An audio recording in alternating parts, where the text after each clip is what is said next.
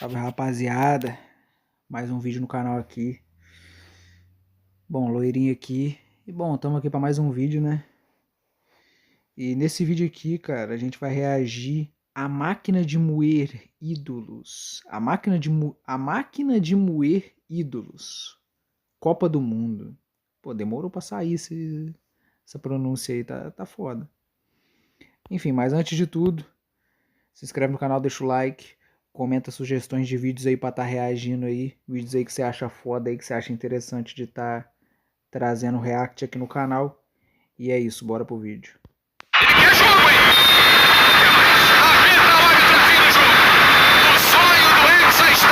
Nos próximos 10 minutos, o nome do Bruno Guimarães apareceu mais de 40.000 vezes no Twitter. Obviamente, não eram mensagens de apoio a um dos melhores jogadores que tínhamos até então. E nos próximos 30 minutos, o craque Neto estava ao vivo chamando uma geração inteira de fracassada, perdedora, vergonhosa e de filhos da puta. Nos próximos 60 minutos, Casemiro chamou o Neymar de patético na maior transmissão de futebol do mundo. E nas próximas 24, 48 horas, todos esses conteúdos tinham milhões de visualizações combinadas. Que sempre que criamos um ídolo, ele é transformado em um vilão logo em sequência.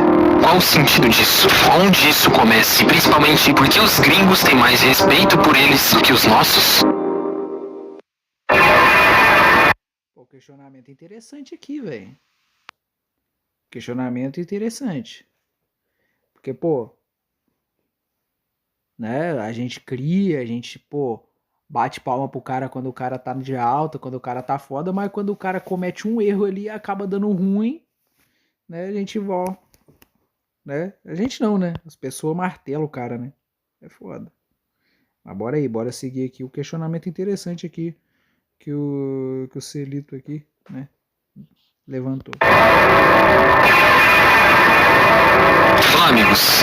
Por aqui voltou. Mas vamos lá. Esse vídeo aqui não é sobre futebol. Eu não vim aqui pra dizer se o Ancelotti errou, se o Bruno devia ter batido o pênalti, se o Neymar devia ter entrado mais cedo, porque isso a maioria das pessoas já falou e falou muito. E tem algumas coisas que são bem óbvias, né? Como o principal jogador de uma equipe bateu o pênalti em uma partida importante. Mas enfim, nos últimos dias você provavelmente consumiu horas de conteúdo sobre isso, sem perceber que estava sendo consumido junto. E esse vídeo aqui é sobre o sistema que transforma essa sua dor em um certo tipo de produto. E começa com uma pergunta simples. Quem lucra quando o Brasil perde? Deixa eu mostrar o cenário doloroso primeiro. O Brasil pega a Noruega pelas 8. Pô, pergunta forte aí. Quem lucra quando o Brasil perde?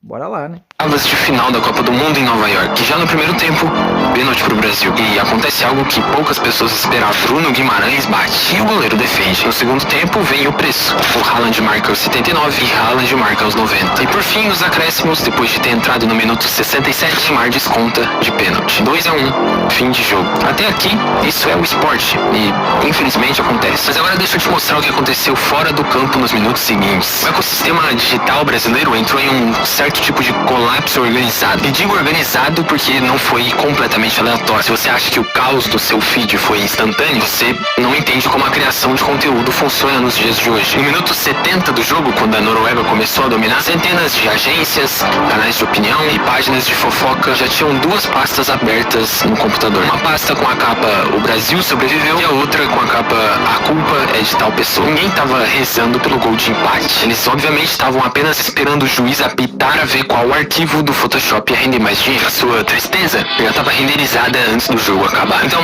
querendo ou não, teve uma estrutura e teve uma lógica. E o primeiro bode expiatório foi o Bruno Guimarães. O pênalti perdido, que foi fácil, óbvio e disponível. Um meia do Newcastle batendo um pênalti importante na Copa com a estrela do time, o protagonista que tantos falam, Vinícius Júnior, entregando a bola para ele. Em questão de horas, o Twitter e o Instagram brasileiro tinham se transformado em um tribunal. Sem advogado de defesa, sem instrução de processo, sem esperar o calor do momento passar. E antes que você comenta aqui que ele perdeu um pênalti igual um bagre, pois é, esportivamente falando, foi um desastre completo. Essa crítica realmente tem que existir e eu concordo. Mas o que a internet, num geral, fez não foi uma crítica como técnica, é um linchamento monetizado. A página de fofoca não vai querer debater a biomecânica do chute do Bruno. O que elas querem é exatamente o oposto, que você vá pros comentários xingar a família dele, porque 10 mil comentários de ódio significam um engajamento perfeito para vender publicidade de aposta no próximo story. Mas o segundo bode expiatório foi um pouco mais revelador. E pra mim o que faz menos sentido que é o caso do Neymar. Mas Interessante, ó. Interessante. Os caras já estavam prontos, tanto com o meme lá, tanto pro fracasso quanto pra vitória, né? Os caras já estavam ali, né? Pronto pra monetizar, tanto com a vitória, tanto com a derrota. Interessante, cara. Interessante. Levantou um bom ponto aí. E é verdade, velho. Isso é uma verdade aí. Porque, pô, a raiva, né? É o algoritmo do ódio, né? A raiva, né? A raiva, o ódio e tal, tal, tal. Por mais que tenha muitas políticas, né? De, né? Muitas políticas aí relacionadas a isso em diversas plataformas, né? Em diversas plataformas, aqui no YouTube também tem bastante, né? Acredito eu que tenha, né? Bom, é o que rende, cara, é o que vende, entendeu? É o que rende, é o que dá view, é o que gera clique. É o que gera clique, é o que gera view, é o que gera comentário, é o que gera engajamento, igual ele falou aqui. Tá certíssimo, mano. Tá certíssimo. Acertou em basicamente tudo aí. Ponto eu preciso separar, porque o Neymar não é tão simples assim e não é muito honesto. Eu vou voltar nele já já. Antes, deixa eu te mostrar como a máquina funciona, porque não é sutil. Ela é muito eficiente, mas não é sutil. Tem um estudo que a gente não precisa citar academicamente, porque você já viveu ele na prática, que basicamente afirma. Ó, emoções influenciam difusão de conteúdo moral nas redes sociais. Estudo mostra como o apelo emocional na construção do discurso afeta a propagação e o alcance de ideias. Que a raiva é o combustível mais barato e mais eficiente que existe na internet. Ela não precisa ser verdadeira, não precisa ser proporcional, não precisa ser. Pô, foi o que eu acabei de falar, velho. Foi o que eu acabei de falar do algoritmo do ódio, né? A questão da raiva ali, que gera clique, que gera view, que gera engajamento. Justa, ela só precisa ser extremamente intensa. E aqui tá o negócio. O algoritmo do YouTube, do Instagram, do Twitter e de algumas outras redes sociais recompensam quem explica melhor. Eles recompensam quem provoca mais reações. A raiva provoca mais reação do que qualquer outra emoção, incluindo a alegria. Então, quando o Brasil é eliminado, abre uma janela de dias em que qualquer pessoa que grite mais alto do que todo mundo tem uma garantia matemática de visualização. E eu vou te mostrar dois tipos de conteúdo que saíram dessa eliminação. Vocês não merecem absolutamente nada. Vocês não merecem que as crianças chorem por vocês. Sabe por quê? Termina um jogo, sabe o que acontece com vocês? O cara bota brinco de diamante. Eu não tenho nada contra brinco, não tenho nada contra nada na minha vida. Vocês não têm a capacidade de entender o quanto que as pessoas precisam de jogadores igual o Neymar. Um cara que só chora. Se fosse Copa do Mundo de choro, nós era campeão. Porque esse cara só chora. Ele chora no Santos, ele chora em casa, ele chora, só chora. Entra no campo de futebol pra brigar com o cara onde tava 0-0. Um treinador que vai ganhar 300 milhões até 2030. 300 milhões até 2030. Esse aqui é o Craque Neto. Caso você não conheça, ele é um ex-jogador, um apresentador há décadas, uma das vozes mais ouvidas do futebol brasileiro. E após a eliminação, ele apareceu para chamar a geração de jogadores de fracassada, perdedora e medíocre. Agora, olha esse aqui. Ele se cuida o dia inteiro, como nós mostramos ontem no Torcida SBT, pra fazer gol. A vida dele é focada 24 horas por dia, da hora que ele acorda até a hora que ele vai dormir, é focada em como eu posso ser um atleta melhor pra meter gol. Ele foi lá e fez, pô. E ele merecia essa vitória porque ele teve duas oportunidades. Ele teve 0,71, ele teve menos, na opinião da estatística, ele teve menos de uma oportunidade inteira e ele meteu dois. E a gente teve um monte de oportunidade. A gente teve muito mais do que o Haaland. O Brasil teve 2,37. O Haaland teve 0,78. O Haaland fez 2 gols e a gente fez 1. A única estatística que importa é bola na casinha no final do dia. E ele foi superior. Thiago Leifert, que também é um ex-apresentador da Globo, atualmente trabalha no SBT, fez uma live no dia seguinte com uma análise muito mais fria. Mostrou uma estatística diferente, que é os números de XG, chamados de Expected Goals. O Brasil terminou com 2,37, a Noruega com 1,32. Significa que se fosse uma simulação matemática, o Brasil teria ganho facilmente. Mas o futebol tem o Haaland. Aí, né? É o ponto. Agora ele trouxe o ponto. E provavelmente não pegou tanta view, tanto engajamento quanto o vídeo do Neto esculachando todo mundo, né? que transforma um expected de 0.1 em um gol. Uma análise muito mais cuidadosa, equilibrada e honesta. Dois conteúdos completamente diferentes, dois formatos completamente diferentes, e os dois fizeram dinheiro com isso. Porque não importa se você gritou ou analisou, importa que você usou a eliminação como uma matéria-prima. E aqui já tá ficando meio óbvio o rumo do vídeo, então... Realmente. Não importa se você esculachou os caras ou se você só fez uma análise crítica, né? Você só farmou em cima, é isso. Preciso me explicar antes que alguém fale sobre hipocrisia. Esse vídeo aqui também aparece no exato mesmo feed que eu tô criticando. Então eu também tô usando a eliminação como uma matéria-prima. A diferença é o que eu tô pedindo pra você sentir no final, ou que eu influencio você a sentir, com a responsabilidade e influência que me foi dada. Mas a máquina aqui me inclui e eu precisava dizer isso.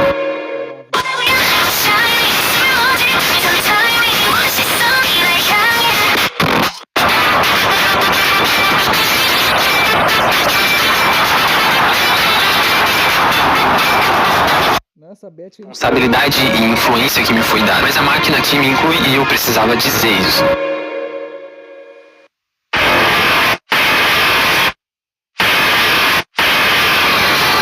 Deixa eu te contar. Lançou um rockzinho aqui no negócio, hein? Um número que basicamente ninguém falou essa semana. Enquanto o Brasil perdia de 2-1 para a Noruega, enquanto os torcedores brasileiros entravam em colapso emocional coletivo. Como assim? Perdi de 2-1 pra Noruega? Que não sei o que. Pô, mano. Os caras jogam, porra. Os caras jogam. Os caras jogaram muito. Os caras jogaram muito. Jogaram muito.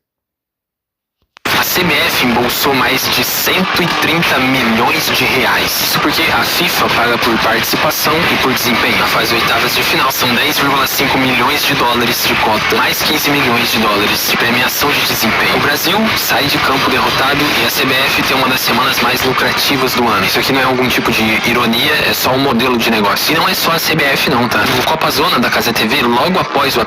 Caramba, mano. 250 milhões. O negócio é... No final, Casemiro foi honesto de um jeito que você raramente vê, dizendo que o Brasil foi extremamente passivo, que o jogo em que a Noruega ficou com quase 66% de posse de bola não era um controle real do Brasil, era basicamente uma entrega, que a decisão de quem bate o pênalti foi errada, que o Ancelotti mexeu mal no segundo tempo. Uma análise até que legítima, uma análise que ele fez ao vivo num canal onde tem as maiores lives de futebol do mundo. Mas minutos antes, ainda durante o jogo, o Casemiro em determinado momento chamou o Neymar de patético e ficou todo um clima ali na narração e na transmissão. Porque o Neymar, antes e depois de fazer o gol de pênalti no final, ficou provocando o goleiro. Na verdade, o goleiro que começou, mas isso não importa, né? E convenhamos, um gesto desnecessário em um momento que o Brasil já estava sendo eliminado. Mas foi o suficiente para gerar clipe que gera visualização. E a narrativa dessa semana passou a ser: o Neymar é um dos culpados. Um cara que jogou 39 minutos. Então vamos lá, eu preciso ser um pouco cuidadoso aqui, porque esse assunto tem várias camadas. Camada 1. O Neymar claramente não tinha condições físicas de jogar. E aí beleza, você pode até culpar ele por isso. Mas quem disse o contrário, infelizmente tá errado. Ele ficou cerca de um mês sem jogar antes de entrar na Copa. Chegou à Copa tarde, treinou pouco com o grupo e não jogou os 2 primeiros jogos. Quando entrou pela primeira vez, ele ficou menos de 20 minutos em campo e menos de 40 minutos na segunda vez, que foi a eliminação. E ainda assim, nesses 39 minutos, foi ele quem teve o sangue frio de converter o segundo pênalti que a gente teve na partida. Camada 2. O gesto de provocação ali claramente foi desnecessário, infantil e completamente fora de contexto. O Brasil estava eliminado. Definitivamente não era a hora de fazer isso. Isso eu entendo as críticas. Mas tem uma camada 3 que pouca gente vai falar sobre. Uma parte das críticas ao Neymar nos últimos anos... O editor sarneou aqui, né? Colocou ele no meio do jogador, mano. Olha lá. Não são sobre futebol. É claramente sobre posicionamento político. Uma parte do... Realmente. Isso daqui ficou claro no vídeo que eu reagi, né? No último vídeo que eu trouxe o react aí, né? Que inclusive tá aí no canal já. Enfim. Já tinha decidido que não ia torcer pro Neymar, independente do que aconteceria dentro de campo, porque ele apoiou quem apoiou nas seleções nos últimos anos, que ele posta o que posta, que ele representa o que representa para algumas pessoas. E qualquer coisinha que ele faça, qualquer gesto, qualquer palavra, qualquer choro vira munição. Eu não tô aqui defendendo posição política nenhuma e os posts de casa de aposta que ele faz. Tô dizendo que quando uma parcela do público decide que um jogador já tá condenado antes mesmo de entrar em campo, essa máquina tem material infinito para trabalhar. Porque não importa o que ele fizesse, se jogar bem Porém, inventam outro motivo. Se fizer gol, vão focar no gesto. Se chorar, é chorão. Se não chorar, ele é insensível. O julgamento tá sendo feito antes do jogo. Isso é exatamente o que essas máquinas precisam para funcionar. Agora, quer ver um exemplo? Pô, real aqui, outro ponto bem apontado, né? Que, tipo assim, os caras estão apontando o dedo pro cara antes mesmo dele jogar. Tá ligado? Tipo assim, quem o cara é, né? Quem o cara, entre aspas, é, o que que o cara faz fora de campo, tá virando, tá virando motivo, tá virando motivo pros caras aplaudir ele ou atacar ou até mesmo gerar algum problema pro cara, tá ligado? Né? Em relação à questão do comportamento do cara fora de campo, cara. Pô, o que tem a ver, velho? O cara fora do campo, pô, ele pode fazer o que quiser, mas no campo ele tem que como? Ele tem que ir pra cima, ele tem que driblar, ele tem que cortar, ele tem que passar, entendeu? Ele tem que como? Chegar na pequena área, na grande área, marcar o gol, mano. E levar o time pra vitória. É isso aí. O que o cara faz fora de campo não interessa, pô. Não interessa. A questão é o dentro de campo. Tá ligado? É o dentro de campo. Só que tá começando essa parada do tipo assim, do fora de campo, né? O extra campo, né? Entrar em campo também. Começar a gerar impacto. A própria torcida tá começando a fazer isso, né? Coisa que não tinha na época de Ronaldo Fenômeno, Romário e etc, né? Pelé, pô, não tinha, tá ligado? Não tinha isso aí. Os caras tava nem aí pra quem que os caras era fora de campo, o que que os caras faziam fora de campo. Os caras só queria que os caras entrasse, driblasse, cortasse, fizesse os passes, chegasse na grande área, pequena área e marcasse os gols, mano. Tá ligado? É isso. Ponto, acabou. Entendeu? Os caras estão deixando, tipo assim, o que o cara é, o que o cara, entre aspas, é, o que o cara faz fora de campo, ser maior, se tornar maior, né? A mídia tá tornando isso maior, a própria torcida tá indo nessa também, tornando isso maior, do que o cara do que o cara é, né? Do que o cara, entre aspas, é, do que o cara pode fazer em campo. Que é o que realmente importa, tá ligado? Complicado, mano, complicado. Claro de como deveria ser. Alguns minutos depois do jogo acabar, é dada a notícia ao mundo de que Neymar anunciou a aposentadoria do futebol internacional. E pra gente ilustrar bem aqui a diferença entre os dois mundos, eu vou pegar um post do Fabrício Romano, que é um dos jornalistas mais prestigiados no mundo do jornalismo esportivo. E ainda assim, eu vou pegar do Twitter, um lugar que é considerado o mais tóxico da internet, pra gente descer bem a escada do ódio mesmo. Então vamos lá. Última hora. Neymar anuncia sua aposentadoria do futebol internacional. Tentei, começou aqui no MetLife Stadium e terminei aqui. Agora acabou. Disse Ney após a partida. Sua história com a seleção brasileira acabou. Até aqui, ok. 15 milhões de views e mais de 350 mil likes. Qual a repercussão disso? Vamos tirar as nossas próprias conclusões lendo os comentários. Obrigado, lenda. Você merece mais. Adeus, Neymar. As ruas não vão esquecer. Foi uma boa jornada, Neymar. Homenagens ao Neymar. Fim de uma era. O talento nunca esteve em dúvida. Boa corrida, a história tem seu nome cravado. Um príncipe que nunca se tornou rei. Ele na verdade tentou. Adeus, Neymar, o príncipe que não se tornou rei. É um prazer e sou grato pela sua contribuição no futebol. O mundo inteiro te ama. O mundo inteiro menos o país que ele defendia, pelo visto. E aqui, pelo menos pra mim, ficou muito clara a diferença entre os dois mundos. O gringo consome o Neymar como ele deveria ser consumido, puramente como entretenimento. Acabou o show, eles batem palma e vão embora. Eles não ligam pro que ele falou em um podcast, com quem ele andou ou qual posição política ele assumiu. Pra eles, a lente é muito limpa. É só o encerramento de um ciclo esportivo. É a boa e velha nostalgia. Mas no Brasil... Pô, exatamente o que eu acabei de falar, velho. Os caras estão deixando quem o cara, entre aspas, é ser maior, né? Do que o quem ele, entre aspas, é como jogador. Os caras estão tornando quem ele, entre aspas, é como pessoa maior do que quem ele, entre aspas, é como jogador, tá ligado? E é isso que é o problema.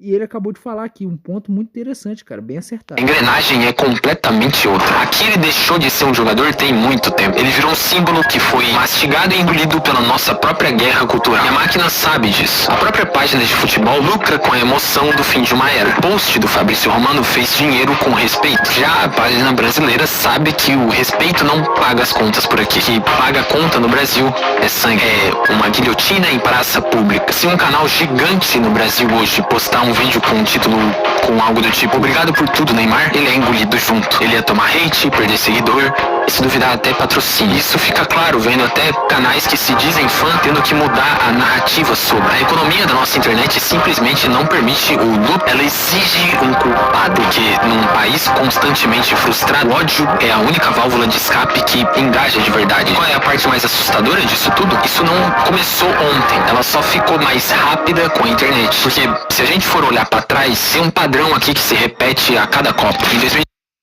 Isso é um fato. Ele trouxe aqui um ponto que é verdade, mano. Um ponto que é verdade.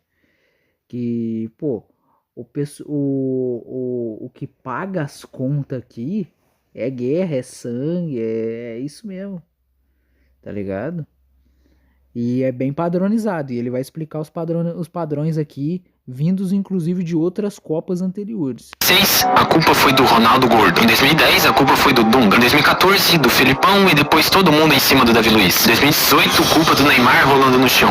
Em 2022, culpa da dança antes de perder nos pênaltis. Em 2026, culpa do Bruno Guimarães e do Neymar. Eu acho que você já tá conseguindo ver o mecanismo aqui. Eu não tô dizendo que ninguém errou. Erros aconteceram. O pênalti podia ter sido batido por alguém diferente. A passividade da seleção no segundo tempo é de deixar as suas malucas. A decisão de colocar o Neymar só no final foi questionável, já que ele era a estrela. Isso tudo é real. Mas quando você escolhe um único culpado, você tá fazendo uma coisa muito específica. Tá simplificando algo complexo pra ter uma sensação de controle. É mais fácil dizer que o erro foi o Bruno do que tentar entender do porquê que o Brasil ficou com menos de 30% de posse de bola no segundo tempo por decisões táticas que vinham sendo construídas ao longo de um ciclo inteiro, que aliás, ciclo esse que teve apenas um ano para se formar. É mais fácil dizer que foi o Neymar que entender que um jogador que passou meses lesionado, que não cuidou do seu físico e entrou em campo com o corpo todo quebrado em um jogo decisivo.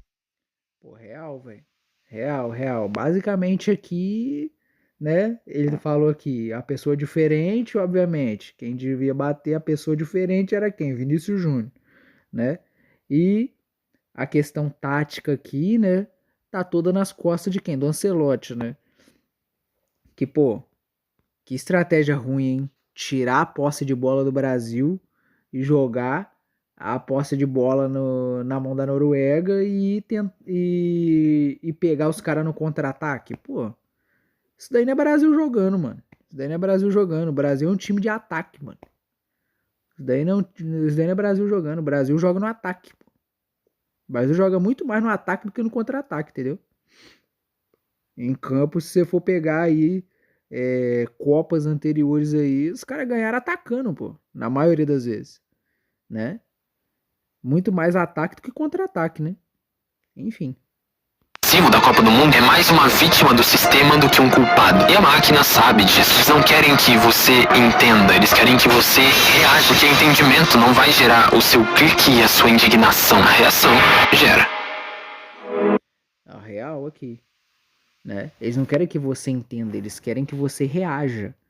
Porque reações geram clique, reações geram clique, geram views, geram comentários, geram engajamento e fazem a máquina girar, né? E eu falei um pouco sobre isso aqui minutos antes, né? Enfim, deixa eu te mostrar dois quadros que aconteceram ao mesmo tempo no domingo. Quadro 1. Um torcedor num bar em São Paulo que chorou e teve que acordar segunda-feira de manhã, pegar um ônibus lotado, trabalhar o dia inteiro pensando num pênalti perdido. Ele vai passar a semana assumindo conteúdo sobre a eliminação, gerando visualizações para essa mesma máquina. O segundo quadro, nos escritórios das plataformas da CBF, dos canais que cresceram essa semana, mais 130 milhões entraram na CBF. Os números de acesso explodiram, os contratos vão ser renovados, o sistema vai lucrando com a derrota. E o torcedor pagou a culpa emocional nas duas. Isso não significa que você não pode sentir raiva. Claro que pode. O futebol é emoção, é memória de infância, é intensidade. Eu entendo isso. Eu também fiquei triste, eu também fiquei com raiva. Mas antes de passar mais de uma hora discutindo sobre... Eu nem liguei pra essa porra. Falar pra você, Ó, vou dar o papo reto aqui. Loirinho vai dar o papo nesse vídeo, hein? É o seguinte, cara, eu não sei como que eles não perderam pro Japão, velho. É, velho, eu não sei como que os caras não perderam pro Japão naquele jogo, cara. Pô, os caras me deu um chute pro gol lá, pô, com o pé tudo torto, de qualquer jeito lá, e ainda marcaram. Como? Como? Eu me pergunto até agora, como que o Brasil conseguiu ganhar do Japão, velho? Como? Tá ligado? O Brasil era pra ter sido eliminado, se era pra ter sido eliminado ali, velho. Praticamente era pra a eliminação do Brasil, por muito possivelmente, era pra ter sido ali. Porque o time japonês, cara, tava muito mais bem preparado do que o time brasileiro, jogaram muito mais, tá ligado? Jogaram muito mais aí, né? Jogam muito mais, né? Jogaram muito mais, né? Jogaram bem até, mas sei lá, eu não sei se foi jogo comprado, eu não sei se foi psicológico, né? Das duas, uma. Ou o jogo foi comprado ou foi psicológico, né? Porque, pô, tá tendo a polêmica aí do presidente da FIFA aí com o presidente da Federação da Argentina aí, que os caras estão comprando a Copa aí pra, né, tornar o Messi campeão aí de propósito aí pra gerar mais lucro, né? E eu não duvido disso não, cara, eu não duvido disso não. E como eu já falei em outros vídeos relacionados a isso, que eu inclusive reagi, tá até aqui no canal, né? Você pode ver, você pode clicar no canal aí e ver. A gente tá vendo o impacto aí das casas de aposta, cara. Das casas de aposta nos jogos, tá? Teve até a polêmica do Vinícius Júnior com relação ao pênalti, né? Que se ele batesse o pênalti lá, a casa de aposta da onde ele é garoto propaganda ia perder muita grana, tá ligado? Aí ele entregou a bola pro Bruno Guimarães, pro Bruno bater. Então, pra você ver como é que é, né? O Brasil, esse é o futebol brasileiro atualmente, tá? Esse é o Brasil atualmente, né? O esporte acabou, as bet engoliu tudo e é isso, cara. E o brasileiro não tá nem aí pra isso, o brasileiro quer isso, porque o brasileiro não quer mais assistir o jogo e torcer, achar da hora, não é mais a emoção, não é mais a intensidade igual o Celito, né? Igual o rapaz falou aqui no vídeo, tá ligado? Disse, né? Agora tipo assim, vamos assistir o jogo aqui e vamos fazer a apostinha, né? Vamos fazer a apostinha aqui pra nós ver se nós ganhamos um dinheirinho aí, né? Ao invés de ficar só assistindo, vamos ver se nós ganhamos um dinheirinho com isso aqui, né? Pô, já vi gente apostar contra o próprio time só pra ganhar dinheiro. Ué. Contra o próprio time só pra ganhar um dinheiro, tá ligado? Tipo, a pessoa torce pro Flamengo, aí tá tendo um jogo do Flamengo Fluminense. A pessoa apostou no Fluminense pra poder ganhar um dinheiro. Pra você ver. Então, tipo assim, o esporte acabou até pro próprio torcedor. O próprio torcedor, inclusive, acabou também com o esporte. Pro esporte, o torcedor tá pouco se ferrando, filho. O que importa é fazer a apostinha e ganhar dinheiro, mesmo que signifique apostar no time adversário ao time que ele torce para que ele consiga fazer algum lucro, mesmo que mínimo, entendeu? É isso aí. Esse é o novo futebol, né? E esse é o torcedor brasileiro aí. É assim que o torcedor brasileiro tá torcendo hoje em dia, né?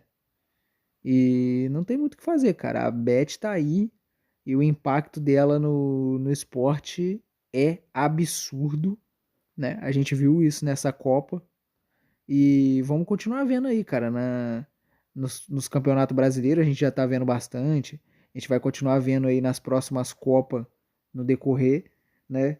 E em 2030 acredito que o impacto das bet vai ser ainda maior, tá? É isso. o Bruno Guimarães ou o Neymar na internet, vale uma pergunta. Você sabe quem tá lucrando com a sua raiva? Porque a máquina de moer ídolos não precisa de um combustível externo, você mesmo fornece. Enfim, se esse vídeo fez sentido pra você, se inscreve aqui embaixo e me apoie usando o botão de like e o de hypar. A gente acabou de começar a reta dos 200k. Aliás, eu queria mostrar isso aqui porque eu acho que eu não mostrei aqui no canal ainda. Vai ser muito bom ter vocês aqui comigo nas próximas marcas. Mas é isso. Muito obrigado pela sua companhia hoje e um abraço. Pô, muito foda aí, cara, o que ele falou aqui, velho. Ó, e tem um vídeo sobre bet aqui, ó. Tem um vídeo sobre as bet aqui aparecendo no final ali, ó. No final aparecendo aqui, né? Se você quiser que eu reaja esse vídeo aqui, comenta aí embaixo, mano. Deixa o like, se inscreve, né? Deixa o like, se inscreve no canal, comenta aí embaixo se você quer que eu reaja esse vídeo desse rapaz aqui, falando sobre as bets, né? O lado sombrio da Copa de 2026, bets. E, bom, cara, é isso aí, velho. É isso aí, né? Você tem que entender quem que tá lucrando com a tua raiva, né? Quem que tá lucrando com a tua raiva, com o teu ódio aí, com a sua tristeza aí das derrotas. E, cara, entender que alimentar essa máquina aí, né? Não tá te gerando nada, né? Só tá te gerando dor, tristeza e frustração. E enquanto a galera que, né, tem o domínio, né, dessa máquina aí tá lucrando nas tuas costas. Enfim, por esse vídeo é isso. Deixa teu like, se inscreve, comenta aí se você quer que eu reaja ao vídeo das bet aqui, ou outra sugestão de vídeo aí que você considera foda aí pra tá reagindo aí, trazendo no canal. E fica com esse vídeo que tá aparecendo aqui, mano, na tua tela aí agora, que eu tenho certeza que tu vai gostar, ok? Tamo junto, te vejo lá.